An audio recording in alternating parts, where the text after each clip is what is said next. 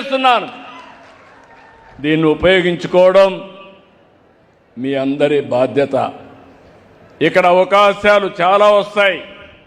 ఇప్పుడే మా సత్యనారాయణమూర్తి గారు అన్నారు, నిన్నటి వరకు అనకాపల్లికి పెట్టుబడులు రాలేదు, విశాఖపట్నం బాగా అభివృద్ధి అయిందని, అనకాపల్లి వెనుకబడిపోయిందని బాధపడ్డాం.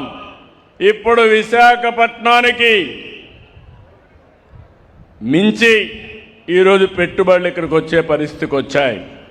ఒక పక్క మీరు చూశారు, ఆర్సెలర్ మిత్తల్ స్టీల్ సిటీనే కడుతున్నాడు. ఈ ప్రాంతం అంతా కూడా చాలా వరకు డేటా సెంటర్లు వస్తున్నాయి. ఇంకో పక్క అల్యూమినియం ప్లాంట్ వచ్చింది, ఫార్మా వస్తూ ఉంది. అంటే మీరు అనుకోవాల్సింది, భవిష్యత్తులో అనకాపల్లిలో లేనటువంటి ఇండస్ట్రీ ఉండదు. అన్ని ఇండస్ట్రీస్కి కేంద్రంగా, నాలెడ్జ్ ఎకానమీకి కేంద్రంగా అనకాపల్లి తయారవుతుంది. అలాంటి అనకాపల్లిలో మనం గుర్తుపెట్టుకోవాల్సింది, ఒక పరిశుభ్రమైన ప్రాంతం ఉండాలంటే ప్రతి గ్రామం జీరో వేస్ట్ పంచాయతీగా తయారు కావాలి. జీరో వేస్ట్ అంటే చెత్త లేకుండా పోవడమే కాదు, ఉత్పత్తి అయ్యే ప్రతి ఒక్క వ్యర్థాన్ని బాధ్యతతో ఎక్కడికక్కడ దాన్ని నిర్వహించడం. ఇప్పటికే నాకు చాలా ఆనందంగా ఉంది. మా డిపార్ట్మెంట్ 2 సంవత్సరాల్లో రాష్ట్రంలో 143 లక్షల మెట్రిక్ టన్నులు లెగసీ వేస్ట్ని డిస్పోజ్ చేశాం. 5 సంవత్సరాలు ఎక్కడ చూసినా చెత్తమయం చేశారు, భూముల్లో కూడా వేశారు, గుట్టలుగా పేరిపోయినాయి. మీరు ఒక విషయం గుర్తుపెట్టుకోవాలి, ఎక్కడన్నా చెత్త ఉంటే వర్షం వచ్చినప్పుడు ఆ చెత్తంతా కూడా భూగర్భ జలాల్ని కలుషితం చేస్తుంది. అక్కడి నుంచి కొన్ని కిలోమీటర్లు కూడా నీరన్నీ కూడా కలుషితం అయిపోయే పరిస్థితి వస్తుంది. దీనివల్ల వాతావరణమే కాకుండా మనం తాగే నీళ్లు కానీ చాలా సమస్యలు వస్తాయి. అందుకే నేను కొత్త స్లోగన్ ఇచ్చాను, చెత్త నుంచి సంపద. అందరూ కొంతమంది ఆశ్చర్యంగా చూస్తారు, ఇదేంటిది అవుతుందా అని. ఈరోజు మీరు చూస్తే చెత్త నుంచి కాంపోస్ట్ తయారు చేస్తున్నాం, చెత్త నుంచి కరెంటు ఉత్పత్తి చేస్తున్నాం, చెత్త నుంచి గ్యాస్ ఉత్పత్తి చేస్తున్నాం. ఈరోజు ప్లాస్టిక్ అంతా కూడా మళ్ళీ పంపించి ప్లాస్టిక్ పరిశ్రమలో మళ్ళా కొత్త ప్లాస్టిక్ తయారు చేస్తున్నాం. ఈరోజు ఒకటే కాదు, మీరు ఒకసారి చూస్తే స్వచ్ఛ రథాలు పెట్టాం, ఊరూరికి పంపిస్తున్నాం. ఒకప్పుడు నేను చిన్నప్పుడు చూసేవాడిని, కొంతమంది వచ్చేవాళ్ళు పాత వస్తువులు ఇస్తే డబ్బులు ఇస్తామని తిరిగేవాళ్ళు. అప్పుడు ఆ పాత వస్తువులు ఇచ్చి వాళ్ళ దగ్గర డబ్బులు కానీ కొత్త వస్తువులు తీసుకునేవాళ్ళం. ఇప్పుడు అలాంటిది మళ్ళీ వచ్చింది. మీ ఇంట్లో పాత వస్తువులు ఇస్తే మీకు ఏం కావాలన్నా అది ఇచ్చే పరిస్థితి వచ్చిందంటే అది ఈరోజు ఈ ప్రభుత్వం చూపించే చొరవ. కడాన మా పిల్లలకు కూడా పాత పుస్తకాలు ఇస్తే కొత్త పుస్తకాలు ఇస్తున్నాం. ఏం కావాలో అవి కూడా అందుబాటులో పెట్టాం. అంటే ఏది వేస్ట్ కాదు. మీరు పాత సెల్ ఫోన్లు ఇస్తే అవి కూడా పోయి మళ్ళా సెల్ ఫోన్లే కాదు, స్టీల్ కానీ అన్నీ కూడా మళ్ళీ రీయూజ్ చేసి మళ్ళా మెల్ట్ చేసే పరిస్థితికి వచ్చాం. అందుకే నేను ఒక సర్క్యులర్ ఎకానమీ అన్నాను. దీన్ని ఏ విధంగా చేయాలనో అన్ని విధాలా ముందుకు తీసుకుపోతున్నామని చెప్పి కూడా నేను మీకు తెలియజేస్తున్నా. నా ఆలోచన ఈ సంవత్సరం ఎక్కడ కూడా చెత్త అనే మాట లేకుండా లెగసీ వేస్ట్ను పూర్తి చేస్తాం, డిస్పోజ్ చేస్తాం. ఇంకో పక్క నేను ఈ సందర్భంగా ఒకటే మీ అందరికీ పిలిపిస్తున్నా, ఓడిఎఫ్ మోడల్. ఓడిఎఫ్ అనగానే ప్రతి ఒక్కరూ మరుగుదొడ్డి ఇంటి దగ్గర ఉండాలి, ఆఫీసుల్లో ఉండాలి, పబ్లిక్ ప్లేసుల్లో ఉండాలి. మరుగుకు మాత్రం ఎక్కడా బయట పోకుండా బాధ్యతగా మనందరం మరుగుదొడ్లు ఉపయోగించుకోవాలి. ఇంకో పక్క మీరు చూస్తే సేఫ్ టెక్నాలజీ ఉండాలి. మరుగుదొడ్లు కూడా ఏదంటే అది కట్టేసి అక్కడి నుంచి వాసన కానీ ఇవన్నీ వస్తే చాలా సమస్యలు వస్తాయి. రెండోది 100% డోర్ టు డోర్ తడి చెత్త పొడి చెత్త కలెక్ట్ చేయాలి. ఇంకో పక్క వేస్ట్ అంతా కూడా కాంపోస్ట్గా కన్వర్ట్ చేయడం.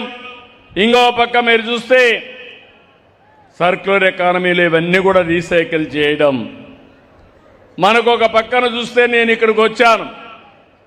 ఈ మాడుగుల నియోజకవర్గం చూస్తే ఎక్కడ చూసినా చెట్లుంటే నా మనసు ఆహ్లాదకరంగా ఉందని చెప్పి మరొకసారి మీ అందరికీ తెలియజేస్తున్నా.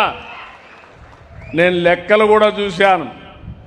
ఆ లెక్కలు చూస్తే దేశంలో కంటే పొల్యూషన్ తక్కువ ఉండే ప్రాంతం మన మాడుగుల నియోజకవర్గం అని మీ అందరికీ విజ్ఞప్తి చేస్తున్నాను. పొల్యూషన్ రావడానికి చాలా సమస్యలు ఉంటాయి. కరెంటు కానీ మనం మామూలు కరెంటు వాడినా కొంత పొల్యూషన్ వస్తుంది. వాహనాలు వాడితే కొంత పొల్యూషన్ వస్తుంది. ఇంకో పక్కన మీరు చూస్తే కుకింగ్లో కూడా మీరు కట్టెల పొయ్యిలు చేస్తే పొల్యూషన్ ఆటోమేటిక్గా పెరుగుతుంది.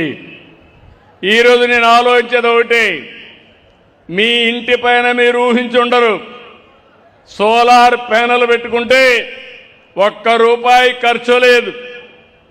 ఎస్సీ ఎస్టీలకు ప్రభుత్వమే ఫ్రీగా పెట్టిస్తున్నాం.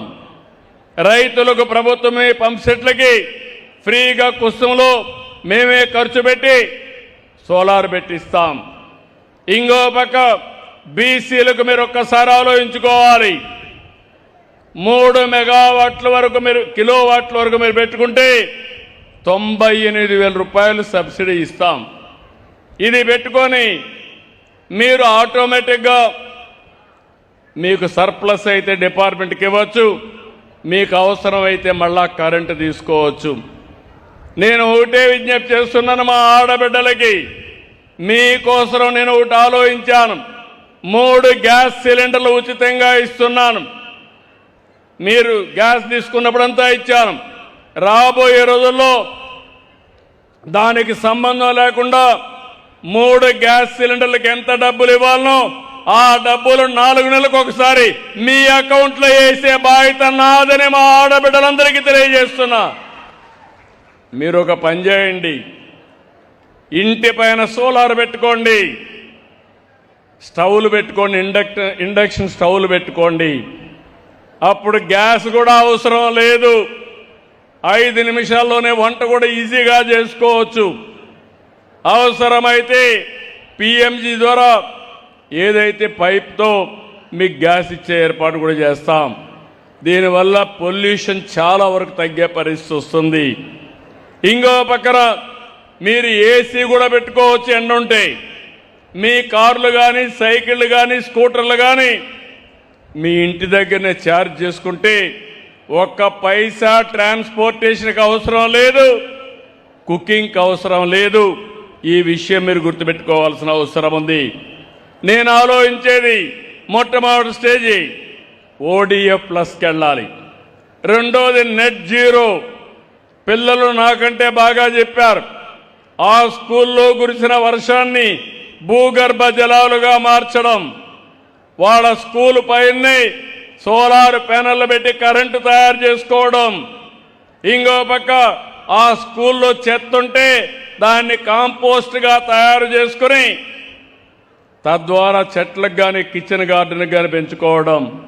ఇప్పుడు చెట్లు పెట్టే కార్యక్రమం కూడా ప్రతి స్కూల్లో ఎక్కడ ప్లేస్ ఉంటే అక్కడ అరణ్యాలు తయారు చేయబోతున్నాం. అదే ఆ చిన్న పాప చాలా బ్రహ్మాండంగా చెప్పింది. మనస్ఫూర్తిగా అభినందనలు. నీకంతా కూడా ఆ పాపని నేను మనస్ఫూర్తిగా ఆశీర్వదిస్తున్నా. ఎంత 3వ తరగతి, చక్కని ఇంగ్లీషు, చక్కని భాష నాలెడ్జ్ కూడా. ఆ పాపకు సరిగా చదివిస్తే రేపు 20-30-15 సంవత్సరాల తర్వాత మీరు ఒక్కసారి ఊహించండి, ఆ పాప ఏదైనా చేసే శక్తి వస్తుందా లేదో ఒక్కసారి మీరు ఆలోచించుకోవాలి. ఎంత వాళ్ళల్లో పరిజ్ఞానం వచ్చిందంటే ఒకప్పుడు ప్రైవేట్ స్కూల్కి పోయేవారు, ఇప్పుడు ప్రైవేట్ స్కూల్ నుంచి గవర్నమెంట్ స్కూల్కి వస్తున్నారు. అది ఈ ప్రభుత్వం యొక్క పనితనం. మనకేం తక్కువ ఉన్నాయండి మన స్కూళ్ళకి? ప్రైవేట్ స్కూళ్ళన్నీ రెంటెడ్ బిల్డింగ్లు, సరైన ప్రెమిసెస్ ఉండదు. ఈరోజు మనకు మంచి బిల్డింగ్లు ఉన్నాయి, మంచి వాతావరణం ఉంది, మంచి టీచర్లు ఉన్నారు. మా టీచర్లు మనసు పెడితే ప్రపంచాన్ని జయించే పిల్లల్ని తయారు చేసే శక్తి ఈ టీచర్లకు ఉంది. అందుకే మొట్టమొదటిసారిగా ఓడిఎఫ్ అంటున్నా, ఇప్పుడు నెట్ జీరో అంటున్నా, భవిష్యత్తులో కార్బన్ న్యూట్రల్ అంటున్నా. మనం గాలి పీల్చుకుంటాం, కార్బన్ డయాక్సైడ్ వదిలిపెడతాం. కార్బన్ డయాక్సైడ్ చెట్టు పీల్చుకుంటుంది, మళ్ళీ అది ఆక్సిజన్ వదిలిపెడుతుంది. ఇదొక సైకిల్. మనం పశువులు ఉంటాయి, పశువులు కూడా ఆక్సిజన్ పీల్చుకొని కార్బన్ డయాక్సైడ్ వదిలిపెడుతుంది. అంటే మనం గుర్తుపెట్టుకోవాల్సింది మన ఆరోగ్యం, పశువుల ఆరోగ్యం అన్నీ బాగుండాలంటే ఆక్సిజన్ ఎక్కువ ఉండాల్సిన అవసరం ఉంది. అందుకే నేను కార్బన్ న్యూట్రల్ అంటున్నా. పొల్యూషన్ ఉంది, పొల్యూషన్ అనేక రకాలుగా వస్తుంది. కొంతమంది మీరు చూస్తే కొన్ని వాహనాలు వాడతారు, పాతవన్నీ. ఆ వాహనాల్లో ఎంత పొగ వస్తుందంటే ఆ పొగంతా వచ్చి అది కానీ మన దగ్గరికి వస్తే ఇంకా మనం ఆలోచించుకోవాల్సిన అవసరం ఉంది. అందుకే నేను ఆలోచించేది ఒకటి, ఈరోజు ఇంకొక పక్కన కూడా నేచురల్ ఫార్మింగ్ కూడా వెళ్ళాం. ఈ విషయం కూడా మీరు గుర్తుపెట్టుకోవాలి. ప్రకృతి సేద్యం భవిష్యత్తుకు ఇది ఒక పెద్ద మార్పు అవుతుంది. ఇలాంటివన్నీ కూడా మనం చూసినప్పుడు లైఫ్ స్టాక్లో మీరు చూడండి, మిథేన్ రిడక్షన్. మీరు ఎక్కడన్నా పశువులు వేసే పేడ చూస్తే అందులో నుంచి గ్యాస్ వస్తుంది. ఈ విషయం కూడా ఆ గ్యాస్ కానీ సరిగా ఉపయోగించుకుంటే బయోగ్యాస్ తయారవుతుంది. అంటే ఒక్కొక్క దానికి ఒకటి there is a science. Green cover రాష్ట్రంలో 50% ఉండాలని నా కోరిక. అప్పుడే ప్రతి ఒక్కరికి సస్టైనబిలిటీ ఎన్విరాన్మెంట్ ఉంటుంది. ఇలాంటి చాలా సమస్యలు ఉంటాయి. నేను ఈరోజు మీ అందరికీ చూస్తే గడిచిన 1.5 సంవత్సరంగా నేను ఈ కార్యక్రమానికి శ్రీకారం చుట్టాను. నేను ఒకటే మీ అందరికీ హామీ ఇస్తున్నా, ఇప్పటితో వదిలిపెట్టను. మీ అందరి ఆరోగ్యం బాగుండే వరకు, దేశంలో ఆంధ్రప్రదేశ్ నెంబర్ 1గా తయారు చేసే వరకు ఇలాంటి కార్యక్రమాలతో మీ ముందుకు వస్తానని మరొక్కసారి తెలియజేస్తున్నా. సంక్షేమం ఇచ్చాం, మీరు చూశారు. ప్రతి కుటుంబానికి 4-5 కార్యక్రమాలు వచ్చాయి. సూపర్ 6లో తల్లికి వందనం. ఎంతమంది పిల్లలుంటే అంతమంది పిల్లలకి తల్లికి వందనం కింద మీ అకౌంట్లో డబ్బులు వేసామా లేదా అని అడుగుతున్నా. ఇంకొక పక్క అన్నదాత సుఖీభవ, కేంద్రం రాష్ట్రం కలిసి 20,000 రూపాయలు మీ అకౌంట్లో వేస్తున్నాం. ఇంకో పక్క మీరు చూస్తే మొదటి తారీఖున పేదల సేవలో 4,000, 6,000, 10,000, 15,000 రూపాయలు ఇచ్చే ఏకైక ప్రభుత్వం ప్రపంచంలో ఆంధ్రప్రదేశ్ ప్రభుత్వం. మానవతా దృక్పథంతో పనిచేస్తున్నాం. 35,000 కోట్ల రూపాయలు సంవత్సరానికి ఇస్తున్నాం. ఇప్పటికే దగ్గర 70,000 కోట్ల రూపాయలు ఇచ్చాం. ఇంకో పక్క మా స్త్రీ శక్తి, మా ఆడబిడ్డలు ఎక్కడికి పోవాలన్నా దర్జాగా ఎవ్వరి దయా దాక్షిణాలు లేకుండా దేవుని దర్శనానికి వెళ్ళొచ్చు. ఇంట్లో వాళ్ళ కోపం ఉంటే అమ్మగారింటికి వెళ్ళొచ్చు. తల్లిని చూడాలంటే మీరెళ్ళి చూసి రావచ్చు. పిల్లలు చదువుకోవాలంటే దర్జాగా స్కూల్కి పోవాలంటే ఏ బాధ లేకుండా బస్ ఎక్కి వెళ్ళొచ్చు. తొందరలోనే ఇది కూడా ఆలోచిస్తున్నాను. రాష్ట్రం మొత్తం గ్రామాల్లో కూడా ఏసీ బస్సులే వస్తాయి, పబ్లిక్ ట్రాన్స్పోర్ట్ మాత్రం పేదవాళ్ళందరూ ఎయిర్ కండిషన్ బస్సుల్లో తిరిగే రోజు తొందరలో వస్తుంది. అంటే దేనికోసం అంటే మీరు ఏసీ బస్సుల్లో తిరిగితే టైర్డ్ గారు, లేకపోతే ఆ గాలి ఎండ దుమ్ముతో మీరు పోయి వచ్చే లోపల టైర్డ్ అయిపోయే పరిస్థితికి వస్తారు. ఇలాంటివన్నీ కూడా చేసి నా ఆలోచన ఒకటి, ఆర్థిక అసమానతలు తగ్గించి అందరి జీవన ప్రమాణాలు పెంచాలనేది. ఒక కోటీశ్వర్లు తయారు కావడం కాదు, పరిశ్రమలు పెట్టాలి, పారిశ్రామికవేత్తలు కావాలి, కానీ పేదవాడి జీవన ప్రమాణాలు పెరగాలి.